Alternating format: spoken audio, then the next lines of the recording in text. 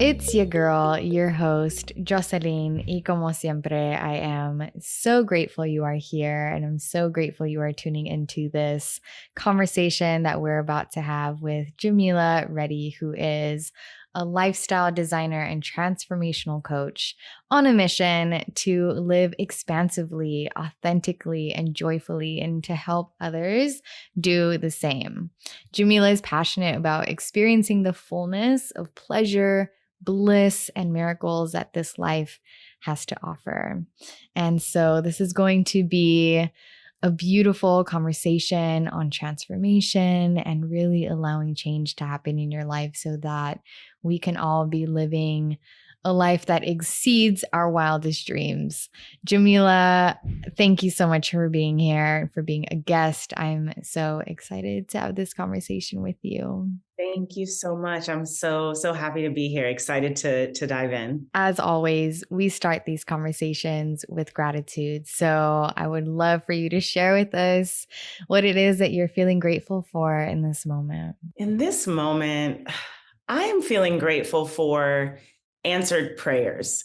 I am in a place in my life where left and right, like almost every day, I'm experiencing a moment that I'm like, prayed for this, thought about it, wrote it down, cried about it, read the articles to try to figure it out.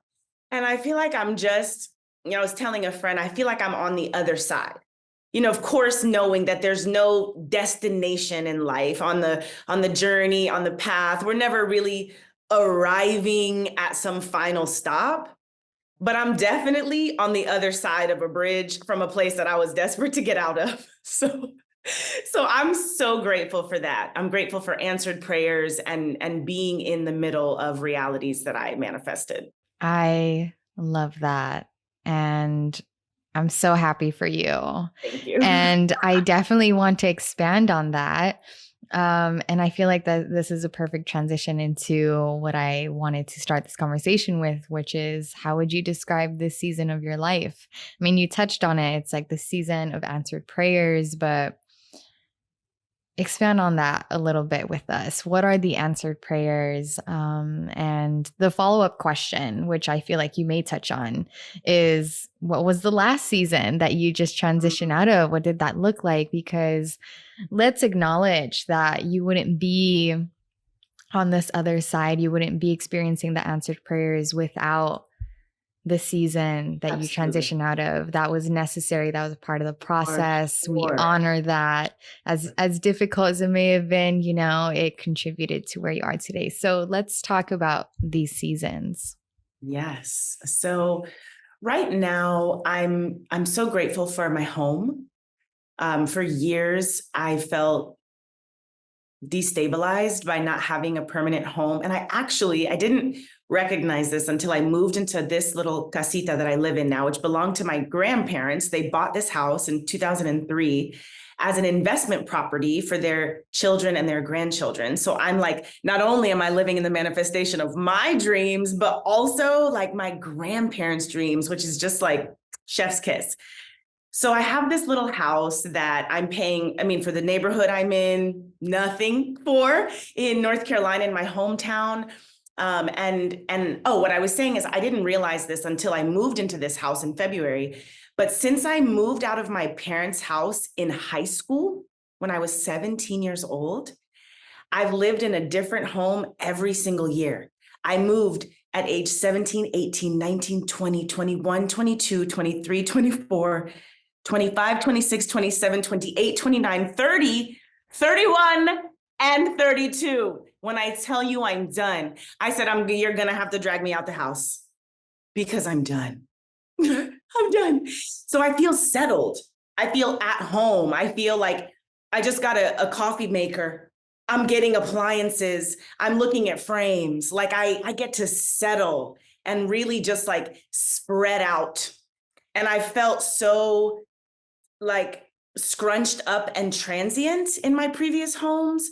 So to be able to take up a lot of space with my energy, my design, my preferences, my things, and to know that I can really just envision a future in this home is something that I mean, for the better decade, I've been wanting that. So that's something that feels so super sweet. I have a new boo. I have a new boo, girl, and we are in the soft launch phase, so I am not going to get too far into it. Yeah. But it just feels so sweet. And let me tell you, I was talking to my therapist and I was like, it feels crazy. Like, it feels like, how do we get here all of a sudden? Like, it just feels like it feels so uncomfortable and kind of like, is this real? Like, my brain is like, this is great. And then there's another part of me that's like, don't get too comfortable, or like, just, be chill out. Don't get too excited. And, I was like, I'm trying to balance, the enthusiasm that I feel for this new relationship with what feels like an appropriate degree of caution. My therapist, I'm telling you, worth every dollar. They were like, if I can offer that, it sounds like you're in a relationship with someone who is emotionally available and has good communication skills and secure attachment. And that's unfamiliar to you, so it feels scary. I was like, see you next week. Thank you so much for that. Yes. Thank you for that insight. So like, I was like, oh, wow. Like, it's wild that the new thing that I've been wanting is literally unfamiliar, such that I'm like, this is odd. This is weird, but it feels like a timeline jump. It feels like, oh, yes, I am literally in new territory. I have never experienced anything like this in my life. And that's how it should be. That's appropriate. And so the little bit of like discomfort that I feel is just entering into newness of something that is like, I just got to get comfortable with this new version of what it feels like to relate. So that's feeling really special. Just like being in relationship with a person who speaks the same love languages as me and like wants to care for me. And that's something that honestly, to say that I prayed for it is like, I kind of, I feel like all of us sort of pray for connection. We want a partnership. But right now, this situation is like, I couldn't have imagined it. I would have never asked for that. It like exceeded what my brain was capable of imagining. That's what I keep experiencing. Like, I would have never thought to put that on my vision board. But yes, but that's it. Like, thank you. So that is something that feels so yummy to me right now. I feel like I have friendships that are thriving in my hometown. Like, as a person who's lived everywhere, my tribe is everywhere, which is like amazing and heartbreaking because, you get to like go travel the globe and experience these beautiful relationships. But then it's like, when I'm having a hard time and I need my sis to come over and cook me some food. So I feel like I'm finally in a place where I have people to call in the place where I am, like a good number of people, and that feels really special. And yeah, and work. Finally, I'm working less than I ever have in my entire life, and experiencing so much ease in my career. I actually work 2.5 days a week, Mondays, Tuesdays, and half a day Friday, or sometimes Mondays and Fridays and half a day Tuesday. And I mean, I have one of my earliest blog posts from like 2016 was like, I don't want to work anymore. And I wrote that. You could probably find it. I don't know if it's still up, but I was like, I don't want to work. And that doesn't mean that I don't want to do anything, but I don't want to like be doing the labor for someone else's benefit that isn't filling my soul. Like, I'm done with that. I want ease. I want alignment. And I want to love it. I want it to not feel like work. And that is definitely like this. Here I am working. I'm like, this is my work day, and I get to talk to your radiant, beautiful self about like, gratitude and transformation. I'm like, yes. When I was babysitting those kids, when I was serving those nachos, I was like, ooh, I would just love to like sit down in my house and talk to somebody about what matters. Like, this is literally a manifestation in current time. So that's to answer the first half of your question. And then where I was, I guess I shared some of that. But I don't know if, let me yeah, touch on a few please. things before Yes. we get into that, because there's already some stuff that I want to touch Okay, on. let's do it. One, like that's literally, it's funny that you bring this up because I always pray before I come into these conversations. And something that I prayed before coming into this conversation that I just spoke right now is like, I pray to like really and be present in this moment and acknowledge it as a manifestation of the lifestyle that I'm creating for myself. Like this is work. This is what I'm choosing intentionally to create for myself is these conversations. And this is what my life will consist of. And let me acknowledge that. Let me feel that. Let me really give life to that, because sometimes it can be kind of like, we can be so, this is just a side thing, but really holding that space to acknowledge, no, this is the life that I'm creating for myself. Let me feel into that. Let me get comfortable with that. And so just had to bring that up. Yes. Love it. And also you bringing up, you said this was your grandparents' investment intentionally to pass down. Absolutely. Shout out to that generational wealth. Listen, I'm so fortunate. Like, it's really not lost on me how fortunate I am. And I think that's one of the reasons that I feel like I feel chosen. Like, I really feel chosen and favored in so many ways. And it's not lost on me that it's not just the house and the relationship for the sake of. It's so that I'm more available for the divine mission that I have on this planet in this lifetime. Like, it's never just like, so I can be like, amazing, like good for me, woohoo. But it's to increase my capacity. So like when I'm grounded and when I have a sense of being home, like my fortune is what enables my generosity. My abundance makes space for my generosity. So every time I get, I'm like, ooh, more to give, more to give. And so that is also feeling like I feel like my capacity has expanded through the fortune that I have, that I'm just like, wow, I'm not, people are like, you're lucky. And I'm like, I actually think that I receive blessings because I do right by them when I get them. So I got this house and started co-parenting a 4.5-year-old. I got this house, and now when I travel, I get to house my friends who need safe spaces to be in. So it's like never just self-serving. It's like, I think that's such a huge manifestation hack. It's like, think about how you receiving your desires, how your dreams and goals being fulfilled is a blessing and a benefit to others. And so that's why I'm like, I'm fortunate, but it's also because I use my fortune to create more fortune. So I feel like the universe is like, oh yeah, that one, she know what to do with it. Yeah. You could give her a little extra something because she's gonna share. Because she's gonna share. I'm gonna share. Yeah. I'm gonna share. You're cultivating that abundance that you're Absolutely. receiving. Absolutely. And it's a joy to share. I mean, I don't want to be up in here alone. Nobody wants to be like in paradise alone. That's dry. No, of course that's not the goal. So it's like, it feels good to be able to, like, as my friend Sa says, be a blessings factory. I love that. And it's, you just shared like the word grounding. And I wanted to touch on that because you've been moving every year for like over a decade, which I relate to that because same.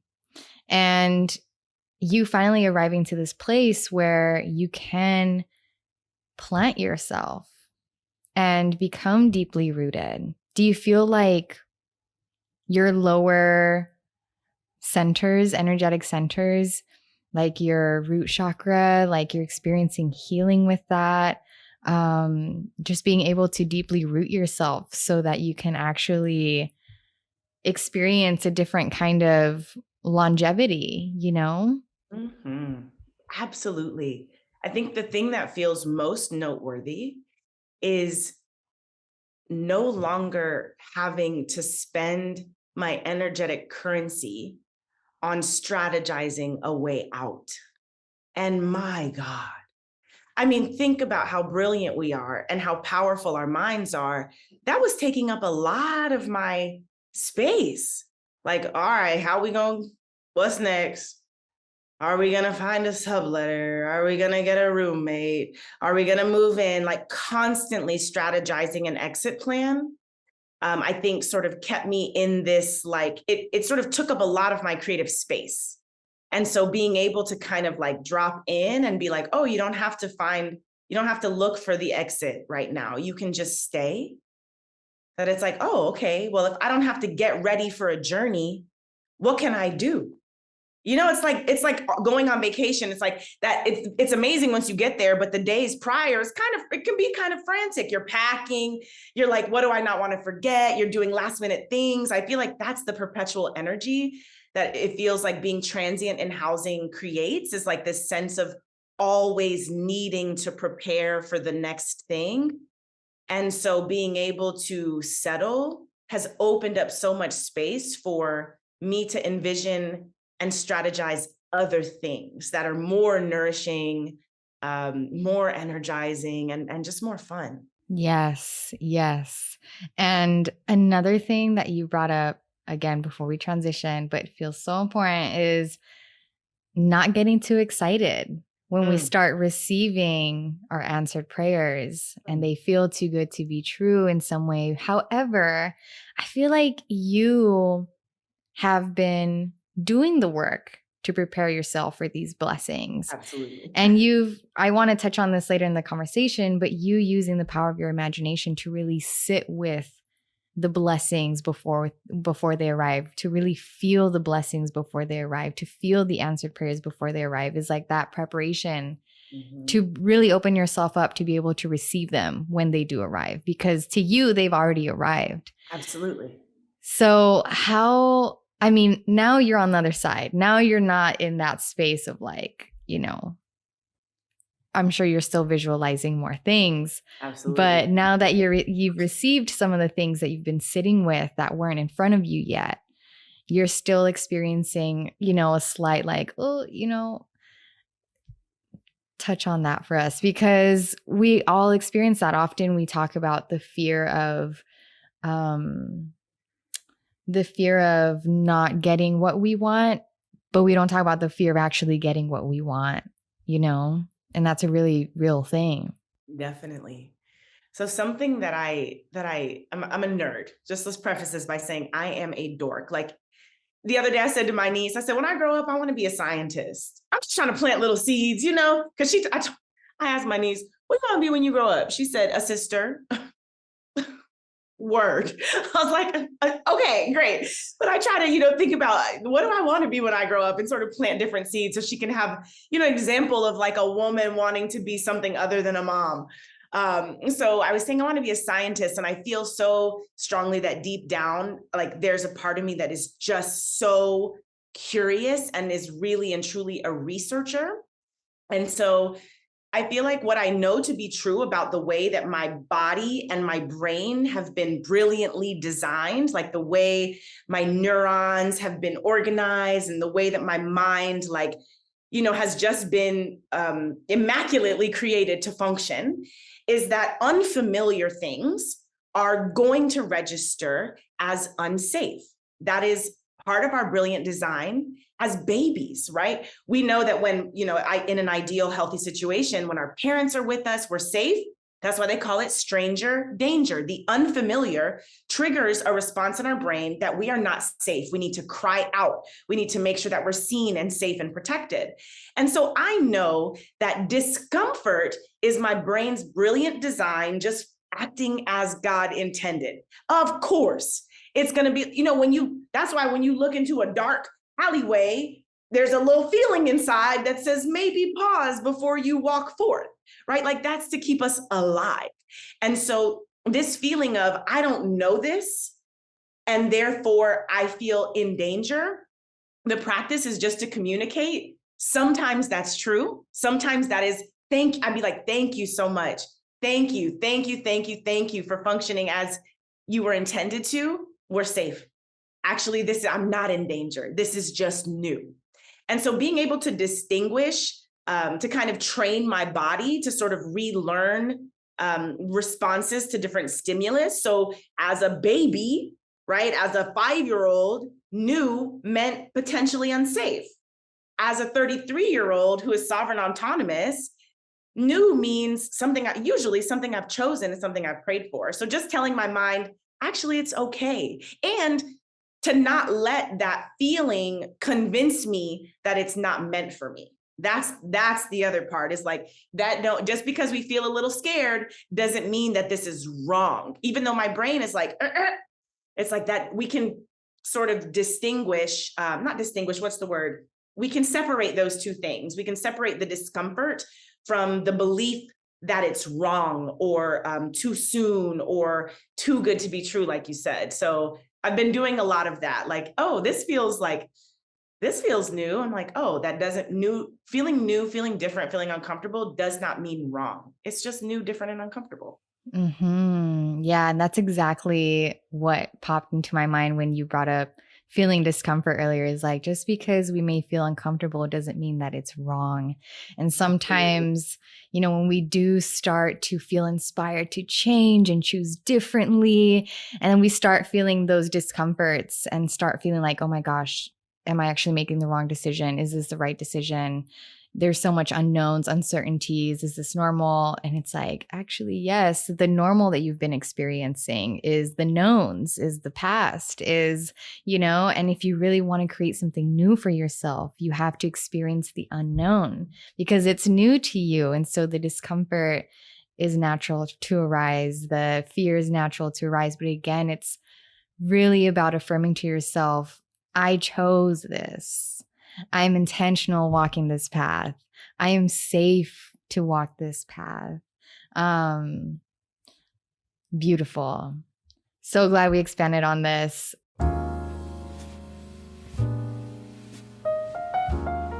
Let's take a moment. Let's take a breather and talk about our partner, Athletic Greens, who supports this community, supports these beautiful conversations. And I'm so grateful for them. And I'm so grateful I said yes to their partnership because I started taking their product called AG1 a little over a month ago. And it's honestly been a game changer. With just one delicious scoop of AG1, you are absorbing 75 high-quality vitamins, minerals, whole food sourced ingredients, probiotics, and adaptogens to help you start your day right. This special blend of ingredients supports your gut health, your immune system, your nervous system, your energy, recovery, focus, aging, all the things. And I've been taking AG1, just one scoop in a cup of water every single day after I get back home from the gym. And it's felt like such a delicious replenishment after my morning routine. And it's lifestyle friendly. So whether you eat keto, paleo, vegan, dairy-free, or gluten-free, it's friendly for your lifestyle. It contains less than 1 gram of sugar, no GMOs, no nasty chemicals or artificial anything. And it also supports better sleep quality, mental clarity, and alertness. Like, these supplements, y'all, truly assist us in experiencing optimal health and wellness in more ways than one, mentally, spiritually, physically, and it's cheaper than getting all the different supplements yourself. Again, this is all just in one scoop and it costs you less than $3 a day. So it's just such a great investment for your health. It really is like an all-in-one nutritional insurance. And I just want to put it out there that Athletic Greens has over 7,000 5-star reviews. It's recommended by professional athletes and trusted by leading health experts such as Tim Ferriss, which you may have heard of before. I don't know about you, but I'm a huge review gal, okay? And right now, it's time to reclaim your health and arm your immune system with convenient daily nutrition. It's just one scoop in a cup of water every day. That's it. No need for a million different pills and supplements to look out for your health. To make it easy, Athletic Greens is going to give you a free 1-year supply of immune supporting vitamin D and 5 free travel packs with your first purchase. All you have to do is visit athleticgreens.com/SWG. Again, that is athleticgreens.com/SWG to take ownership over your health and pick up the ultimate daily nutritional insurance. I have left a link for your convenience in the description below. Now, let's get back into this beautiful conversation. So let's talk about the season that you transitioned out of. Yes. So I'm going to invite, usually when I share this story, I usually offer to invite whoever's listening to take a deep breath, because we're so compassionate and loving. And I know that it's a story that people will feel in their heart. So I'm like, you have permission to to be sovereign in your energy, and I will do the same. Like, I'm good. And, I know that for a lot of compassionate people, our hearts are often like just all the way open. Speaking about the chakras, like the heart can be super open. And so it's just an invitation to like check in with your heart. And it's like, cool. It's totally cool to like, if you want to like draw a little, put a little bit of like a wall around your heart chakra so that you don't over identify with this story, then like that is welcome. And so I just give that invitation before I share. So in 2016, I went to grad school, and my first semester in grad school, one of my very best friends from childhood lost her life to suicide. And then 6 months later, one of my beloved classmates from my grad program lost their life to suicide.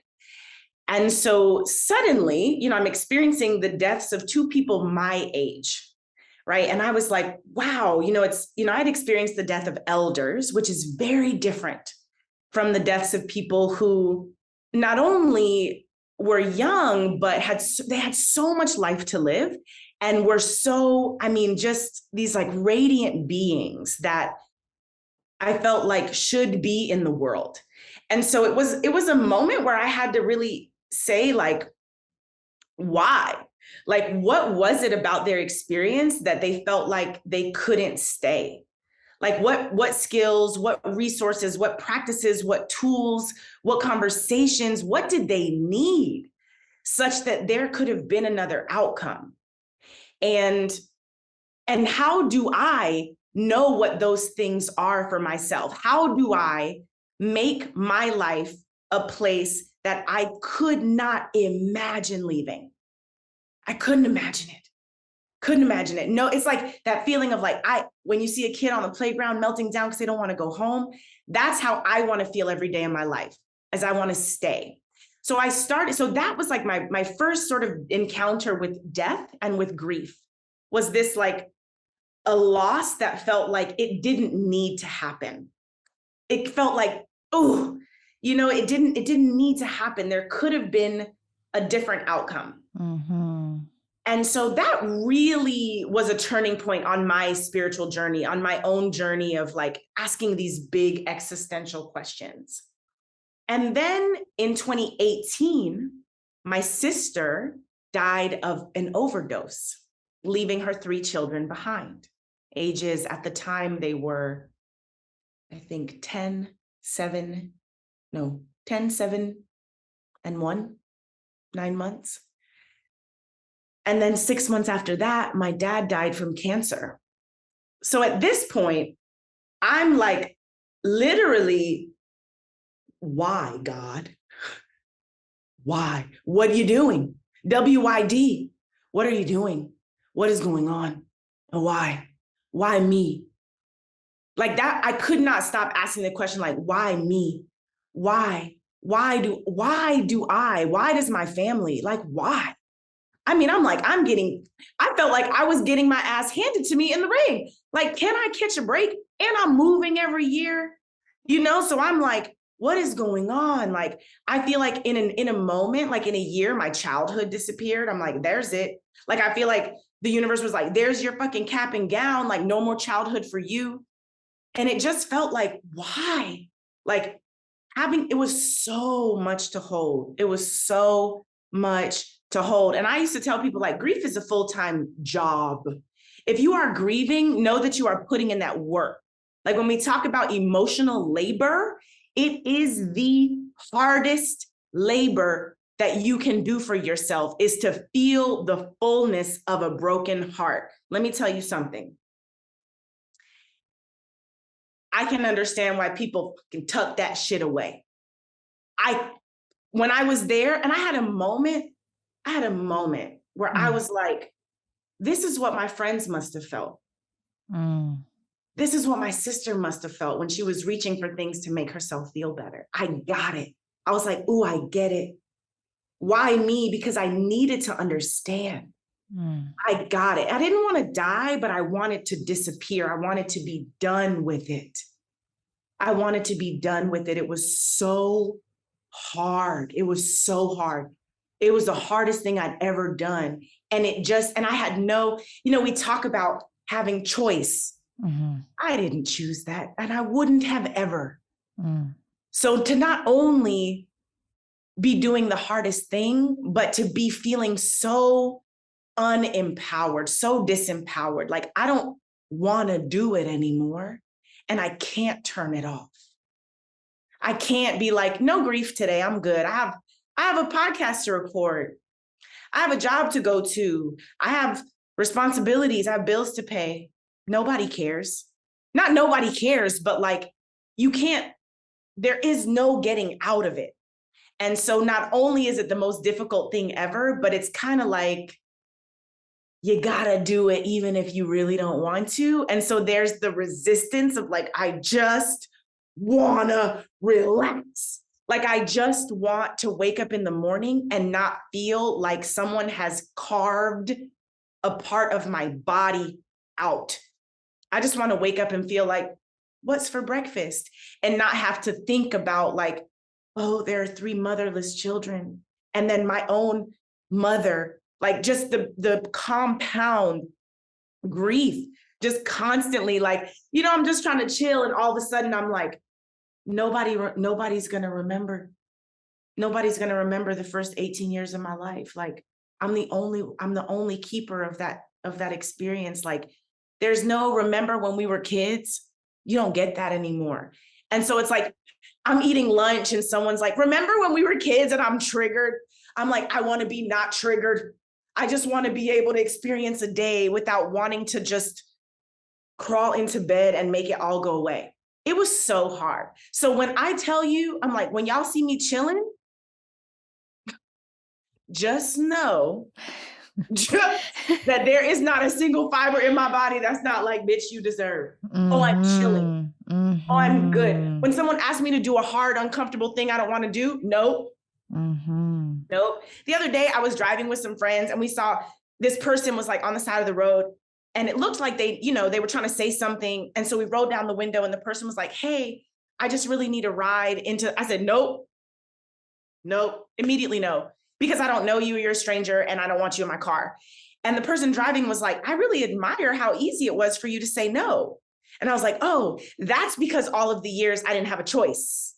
That's for all of the years I wanted to say no, but couldn't. Now we don't ever choose discomfort. Why would I do that? Why would I choose discomfort when I know that it's an inevitable part of the human experience, that I don't have to facilitate that for myself ever? It'll come. So when I have a choice, I'm choosing ease. I'm choosing fuzzy, opulent, luxurious, beautiful, peaceful, calm, easy.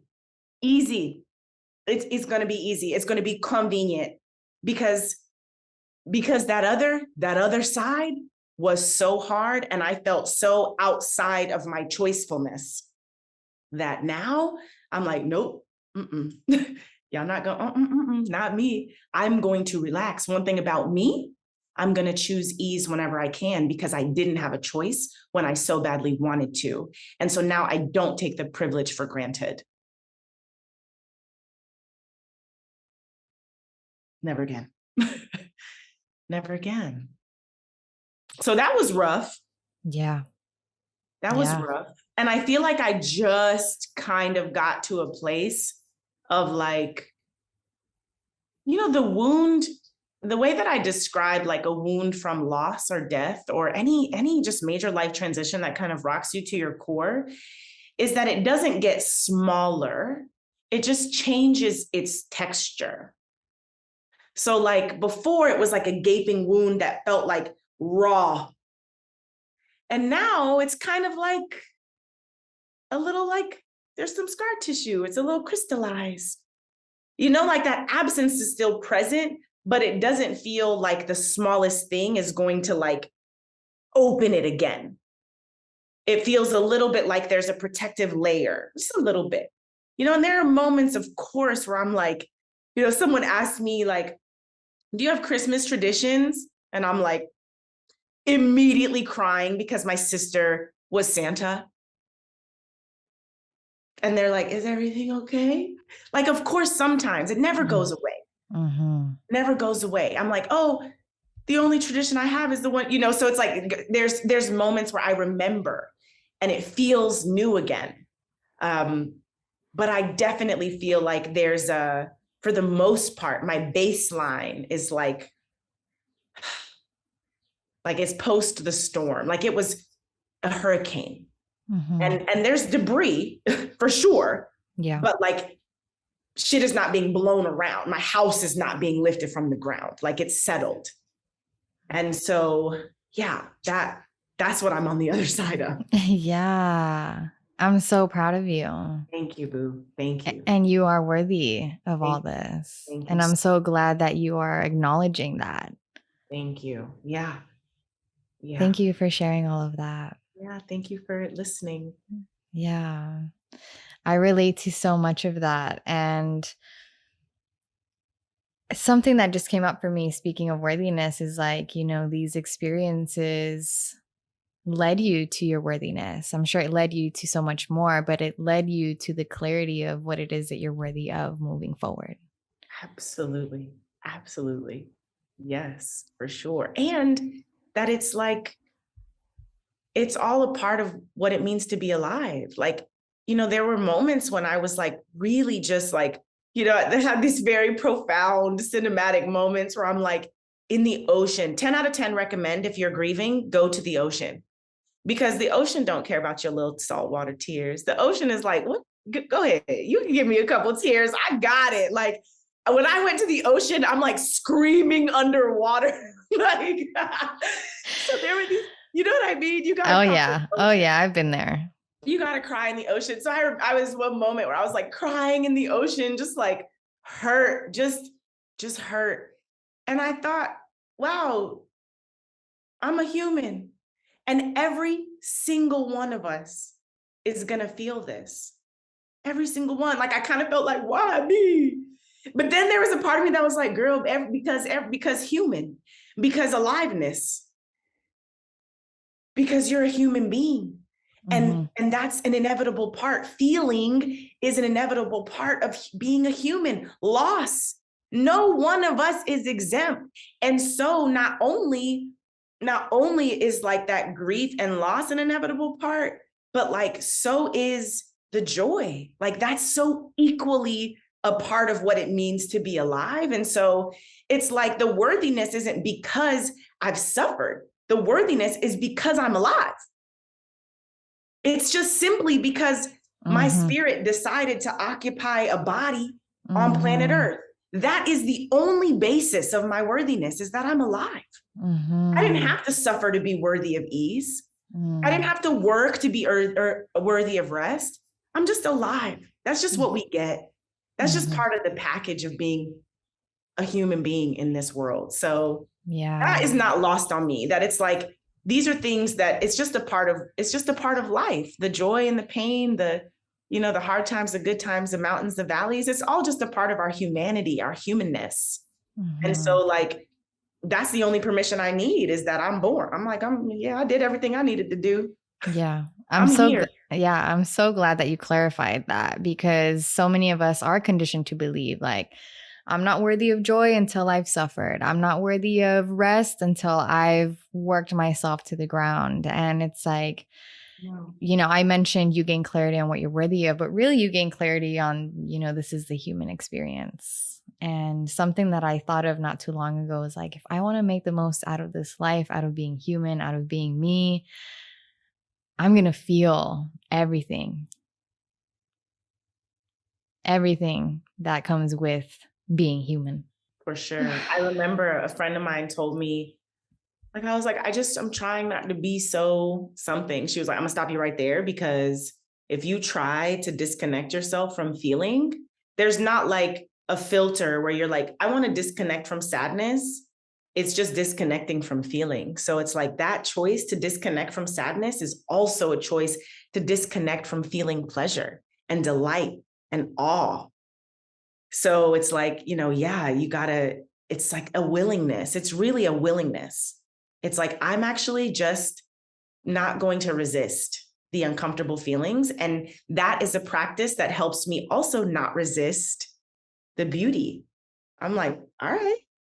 Like there's a little part of me that's like, I don't know. But for the most part, I'm like, yes, because I've practiced allowing whatever I feel to just come through. Yeah. And it really is a practice. And willingness really is key.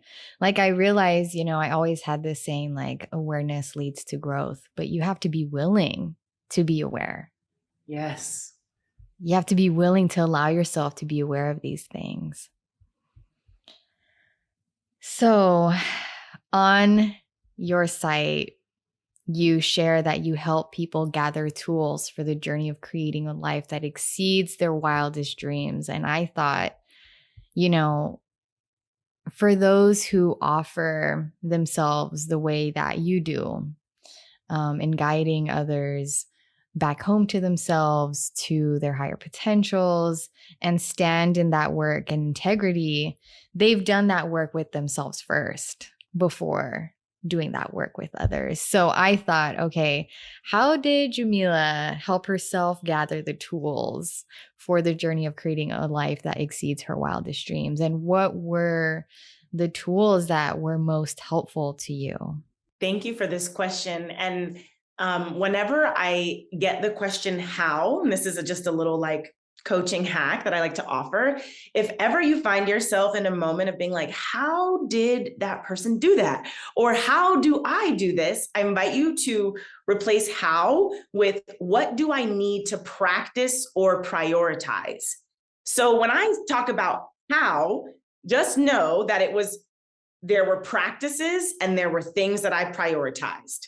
So if there's like, how do I create a life that exceeds my wildest imagination? To me, feels very different than what do I need to practice to create a life that exceeds my wildest imagination? Already, it activates a different part of your creativity. How feels vast, but what do I need to prioritize in order to create a life that exceeds my wildest imagination? So I can tell you what I practice and I can tell you what I prioritized. Yes. Thank So you so much for that shift in perspective. helpful, right? I'm like, oh, that's Mhm. anytime I'm like, how am I going to? I'm like, what do Mhm. I need to practice in order to? And it's just like, I got it. Like immediately I'm like, you know what it is. You know what you need to practice, or you know what you need to prioritize, or maybe you know what you need to deprioritize sometimes. So I practiced a lot of creative visualization, a lot of just being what I call being in the feeling of. And that is imagining something so vividly that the vivid thought elicits a physiological response. So imagining something that I offer, I'm like, okay, if you close your eyes and imagine a lemon being squeezed into your mouth, right? Like there's a little, like, ooh, your body's like, oh, right? I'm like, isn't that amazing? No lemon. No lemon. So, whatever part of your brilliant design that responds to the thought of a lemon in your mouth is the same function you can use to imagine, ooh, waking up, sitting up from bed and looking out the window over mountains and ocean. What does that feel like? Right? So, it's like being in the feeling is imagining something so vividly that my body feels it. That I'm like, oh, I love it here, right? Like it just feels like comforting and it feels warm and it feels relaxed and it feels like powerful. And so, as often as possible, identifying the feelings that I wanted to feel and focusing on the feeling as opposed to the thing that I thought might give me the feeling. So I knew when I said I don't want to work, I knew that. I mean, I kind of meant it, but that wasn't fully true. But when I thought, what does not wanting to work feel like? It feels like freedom. It feels easeful. It feels spacious. And so I don't need to not have a job to feel easeful, free, and spacious. I actually don't need anything in my external environment to change. Okay, I'm gonna do a disclaimer. Obviously, if you're in warfare, a violent situation, there is no manifestation hack that could make you, you know what I mean? So I'm just wanting to be clear that I'm not talking about situations that are toxic, violent, abusive, dysfunctional. But within reason, if there are experiences that are sort of not really in alignment with your highest vision or how you want to feel, you can still conjure those feelings in your body. And so that is what I practiced. I wrote down a feelings list. Every year I made a list. In 2022, I intend to feel blank, blank, blank, blank, blank, blank, blank. And I put it in front of my bed. And so when I sat up in the morning, I would sort of like scan, just kind of do a scan and let my eyes zoom in on a word. And so it'd be like, today I want to feel grounded. So I would close my eyes and say, what does it feel like to feel grounded? And just take a moment to envision internally. So envision is sort of not even really the right word because it's not so much a picture, but it's a feeling sense that it's like more than just a vision board. It's like an emotional vision board. It's like, what does it feel like to be supported? Just to imagine. And I like to tell people, the other day I was reflecting on like, that is actually an advanced technique.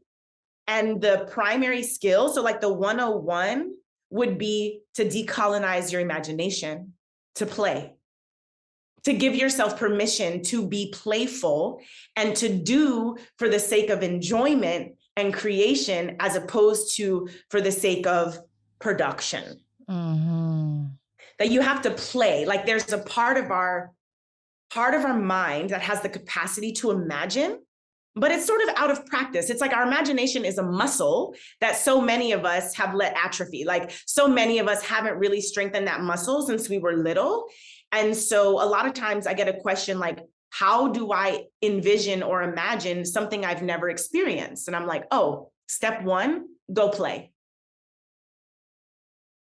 Go play. Go play. Yes.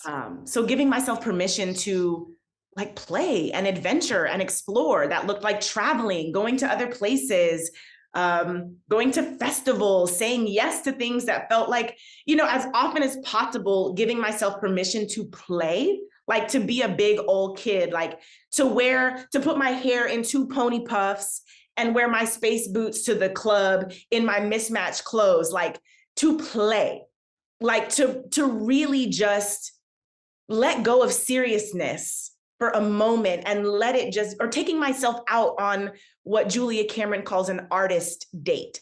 She says, your inner artist is a child and all children want is your attention. And so giving your inner child, your inner artist some attention to be like, what do you want to do today?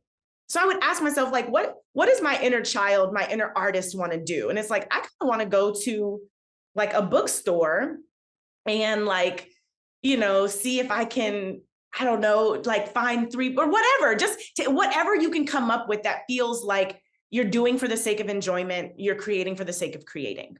So prioritizing play, prioritizing enjoyment, visualizing, being in the feeling, or what I like to call memorizing the feeling, like knowing, like, ooh, so that exactly, that's how I know right now where I'm like, that's exactly it. This is exactly what I practiced. It's exactly what I practiced. Absolute bliss. I'm like, ooh, it feels so good to have imagined it and then to be like, oh, wow, it's the same. our brains don't really know the difference. They can't really perceive the difference between an imagined stimulus and a real stimulus, which thank goodness for that. So if you can like become masterful at imagining, then what you're doing is vibrating at the frequency of your desires being met. So it's not I want. It's I have and I'm open to more. So that is one of the things that I practiced, was putting myself in the vibration of having my needs met before they arrived. So powerful. Game changing. A 10 out of 10 recommend.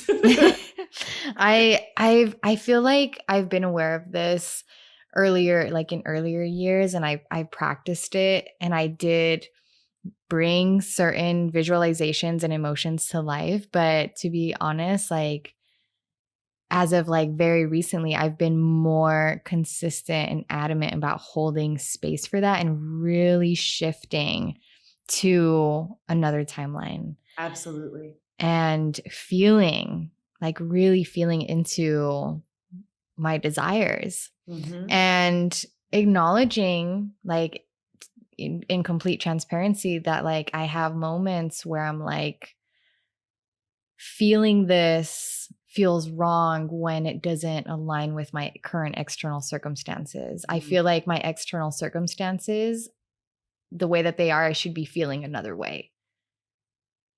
But no, because I don't want to continue that. I don't want to continue to affirm my external circumstances. So I'm going to choose to feel differently and allow myself to feel differently, regardless of what my external circumstances look like. And that is work. It is practice. It's so important that we remember that, right? That it's a practice, and it really all is a muscle. Like you mentioned, imagination is a muscle and needs to be strengthened. And really, it's a perfect transition into this because you touched on the imagination. I really wanted to talk to that about you, because I thought not long ago, like reclaiming your imagination is reclaiming your power. Our imagination is so powerful. Absolutely. And we lost that. For sure. For sure. So powerful. And something that I think about is like, you can't, this is a metaphor I use for my students. It's like, I call it the blank menu syndrome. It's like if you walk into a restaurant and you're handed a menu and the menu is completely blank, there's nothing on it. And then the waiter comes to your table and says like, hey, how are you doing? What can I get for you today? You would be like, well, what is available? What do you have? Like, tell me what I'm supposed to order. And so often we're not putting in our orders because we have no idea what's available.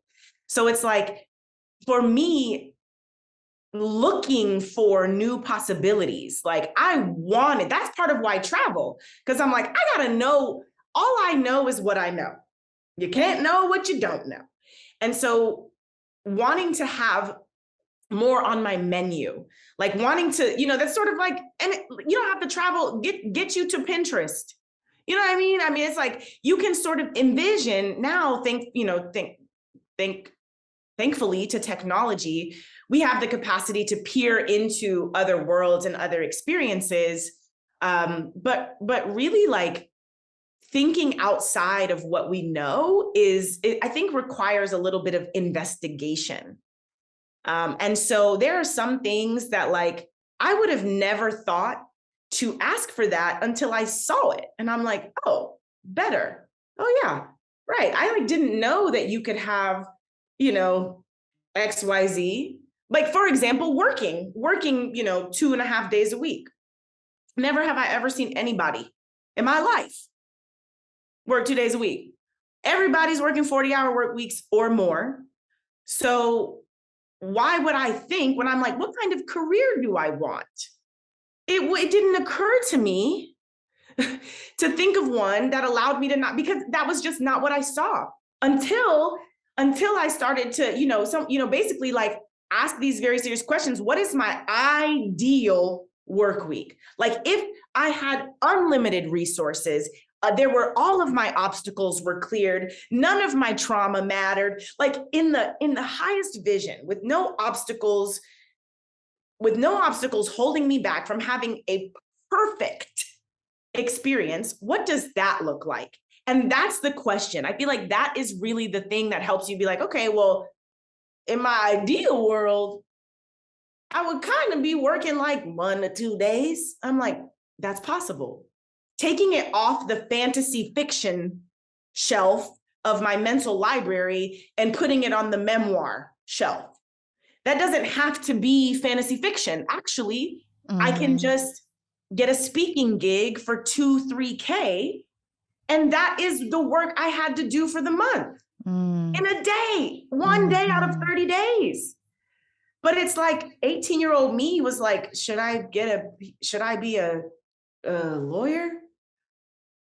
You know, like I wasn't thinking about that. So I think asking the question, like, if I had no obstacles and if I had unlimited resources, what would it look like? And letting that be the vision, as opposed to what a lot of us do, which is like, okay, if I have, like, based on what is available to me now, based on my current circumstances, what's possible?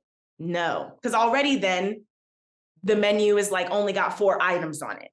But if you're like, you could have anything you want, choose that. I'm like, so many of us disconnect ourselves from our dreams because we haven't even gotten to the point of really imagining and choosing. I'm like, it's not available. You just haven't given yourself permission to pursue that path. Really, you haven't really said, you know what? I think I will have that. Like, you really got to choose it. You really got to choose it. Absolutely. And earlier we were like, shout out to willingness. And you brought up, investigation being important. I also just want to shout out to curiosity, because you brought that up too, that you're a curious person. So am I. And I thought, curiosity did not kill the cat. Curiosity awakened the cat. Period. Yes. And so many people just don't even just allow themselves to explore the possibilities. Yeah. Yeah. I love you, by the way, are so well spoken. Thank you. And like I have a background in poetry, which a lot of yes, people don't know, but I'm like, yes, that too. Like earlier you were saying something like, this is so poetic. Like she's a poet. So you've had me over here like snapping my fingers like I'm at an open mic right now.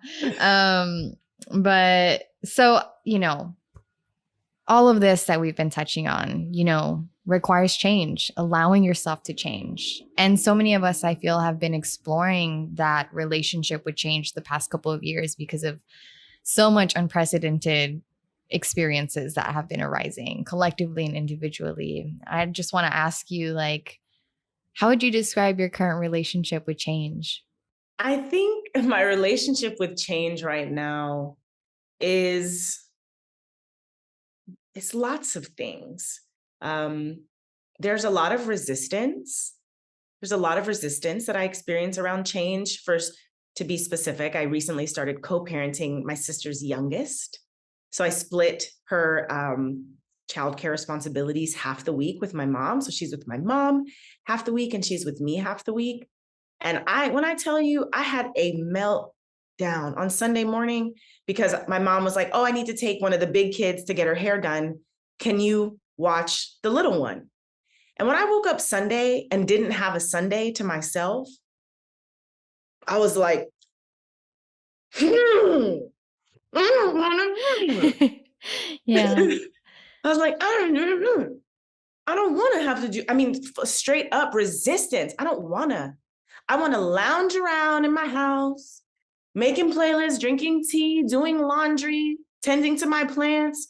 I'm not trying to be with, she gonna be running me around. She want a snack. I'm like, dang, I'm about to be on shift. And I had an attitude about it. And so my boo was like, well, we could just, how do we make today, the best? I was like, I don't need that.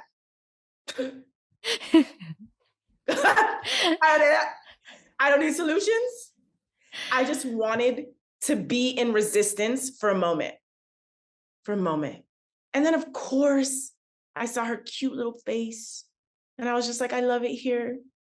And then I was getting run around, and her joy is contagious. So it's like, there's of course resistance to change. I'm like, I am not used to not having a Sunday to myself. I mean, the transition to parenthood is traumatic. And I feel like, you only know when you know. You only know when you know. I could not have known. I'm like, wow, if you are responsible for a little person, bless you. May you be blessed. May you have ease and support. Because what in the world? So that's a major change that, like, day to day, I feel myself being like, I don't wanna. Of course I'm choosing it, but I don't really wanna play Barbie Bakery. I don't really want to do that. There's not authentic desire in the core of my being to be somebody, to bathe somebody before I bathe myself. I really want to do that. And so that's so new for me to be like, wow, I'm in a place where my desires aren't the only thing that matter. My desires aren't designing my day anymore. And there's like, just like a little kid in me that's like, and so there's resistance. And there's also like this feeling of like being chosen for a mission that is greater than myself. Like, the change, it just really feels like an initiation. Like, I feel honored. That's like, there's of course resistance, but so often I feel so honored. Like, wow, I feel like I'm grateful. I'm grateful that I get to have these experiences, even though they're so different from what it used to be. I'm like, she is a mirror to the best parts of me. The best parts of me. When a little kid gets knocked off the swing set at a playground and she immediately goes over and says, "Are you okay?" I'm like, yes. Like, that will ripple on. It will continue for all of eternity. I'm like, to all generations forward, you're welcome. Like, I feel like I'm doing something profound and important. And so that feeling is like, that feeling of pride is like, it feels so good. Like, it feels like I matter. That's the feeling, is like, it feels like I matter. And what I'm doing is important, not just in my life, but for generations to come. And so I think meeting change with that, like knowing that it's part of this bigger story, it's like, all right, it kind of feels like, yeah, I'm willing. Like, I'm excited. There's moments of resistance, but for the most part, I'm like happy to be chosen for this path. Happy to be walking this path. Yeah. And I just want to, acknowledge like you being in that moment of resistance and your partner coming up with solutions, which is beautiful. Love that. Like, Love that. But you acknowledging like, no, I want to sit with my resistance for a moment. Like earlier we talked about like every emotion is part of the human experience. Allow yourself to feel all of them. Allow yourself to be resistant. It's okay. Like we often talk about choose the path of least resistance, and yes, but know that throughout all of life, regardless of how much you practice being in the path of least resistance, resistance is still going to come up. And it's okay if you allow yourself to experience that in the moment. You just don't have to attach yourself to that. You just don't have to identify with that. But in that moment, it's okay to feel resistant and acknowledge that. So I just wanted to highlight that because that felt very important. Thank you for that. Yeah. I always tell people like emotions are like guests. And so you have an option. When the guest knocks on your door, you could either open your door and say, "Hi, I wasn't expecting you. Have a seat. What's going on?" Or you could be like, "Oh, hell no, you can't come in." Bolt your door, push all your furniture. I'm like, that's why you're tired, boo. Yeah. Tired.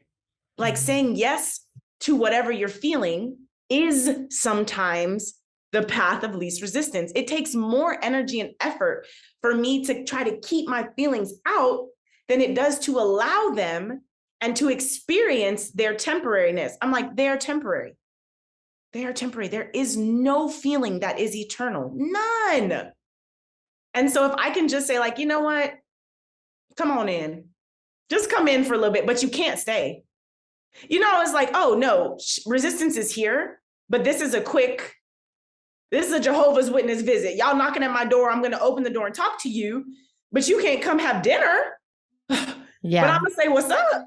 But thank you so much. Bye. But it's like, you don't have to shoo them away. Like I don't need solutions to not have the guest.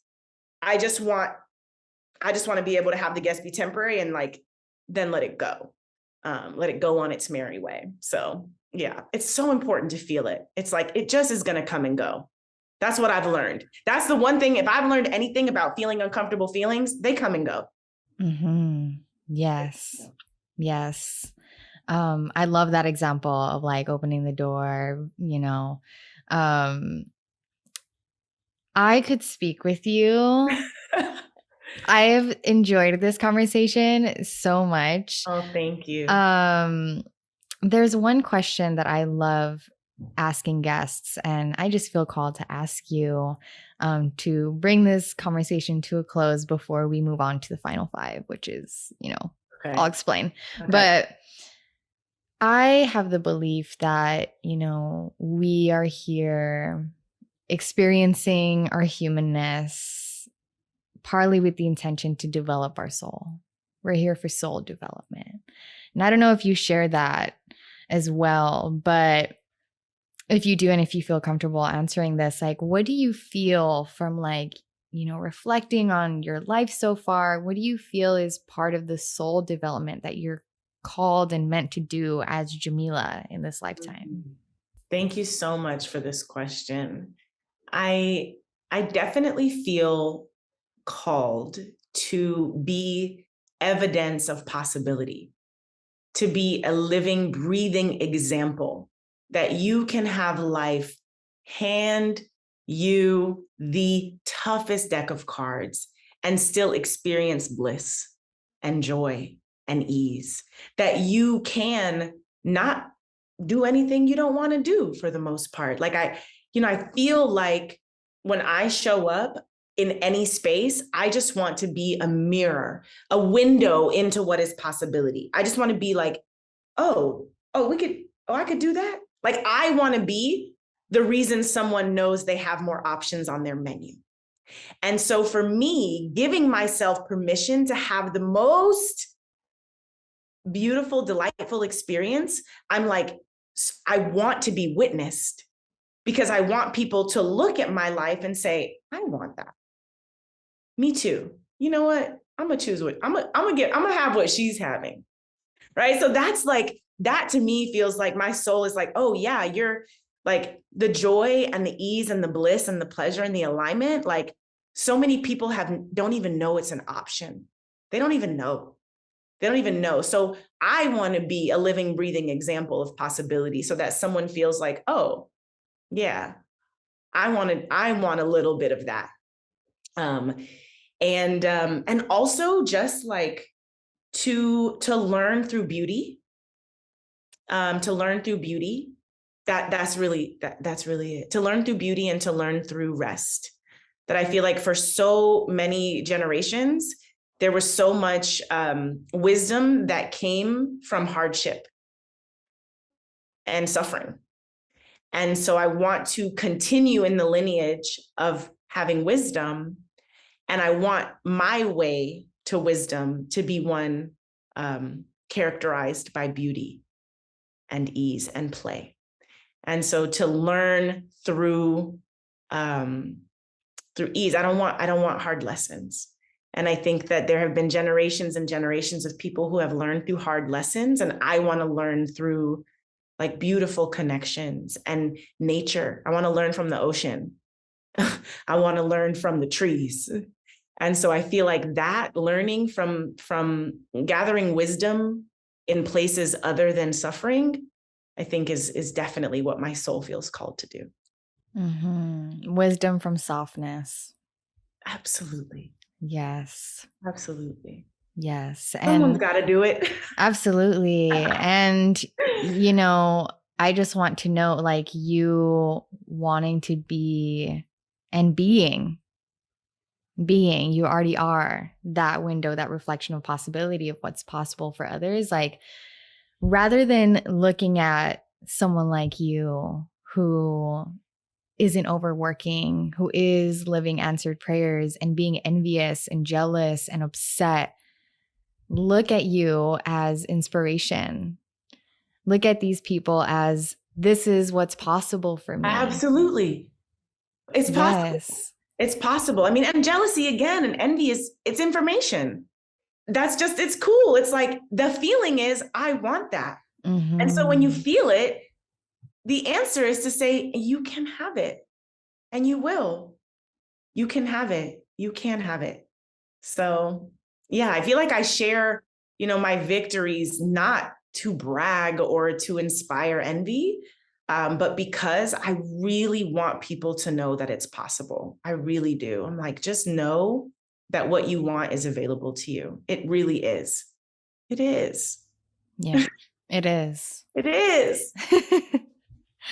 Oh, man, this is so beautiful. I'm so excited to share this conversation.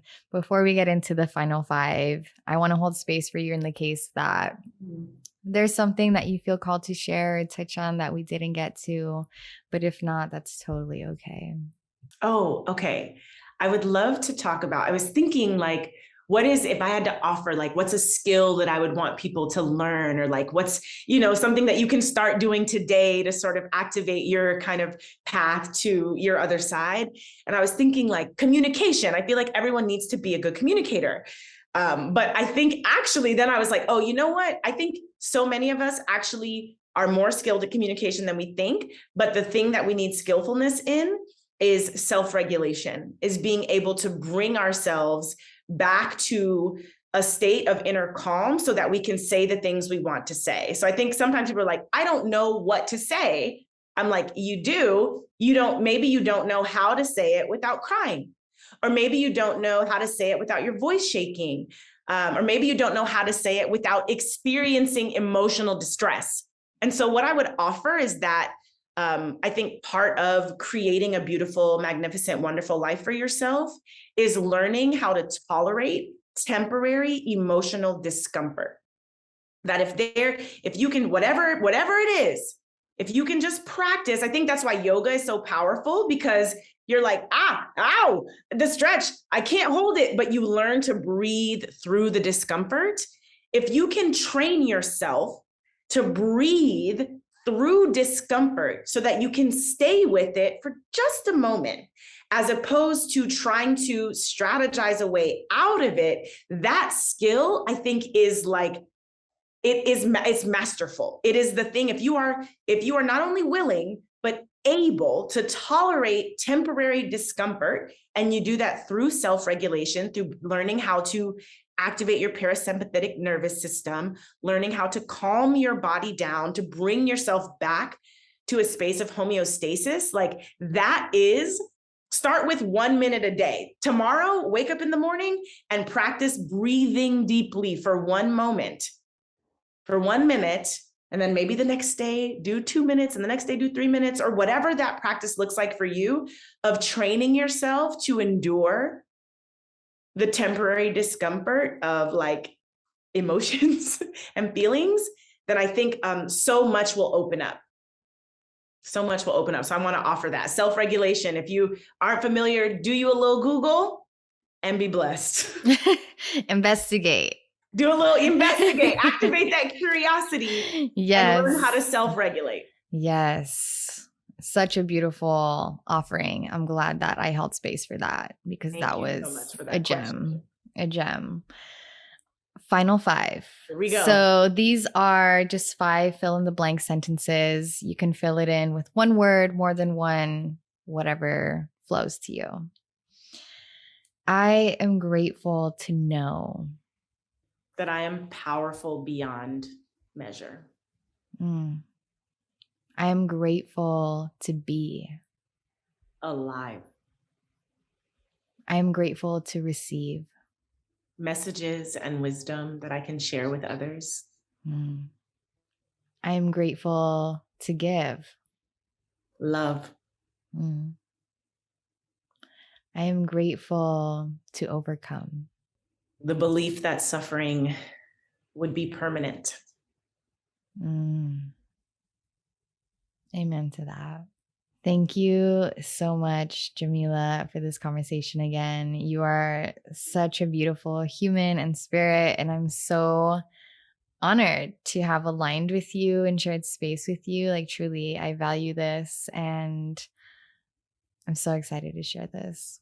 Thank you so much. I'm so grateful. And thank you for creating this beautiful space and this platform and for your curiosity and your willingness. Mm. Like, shout out to you for real. Thank you.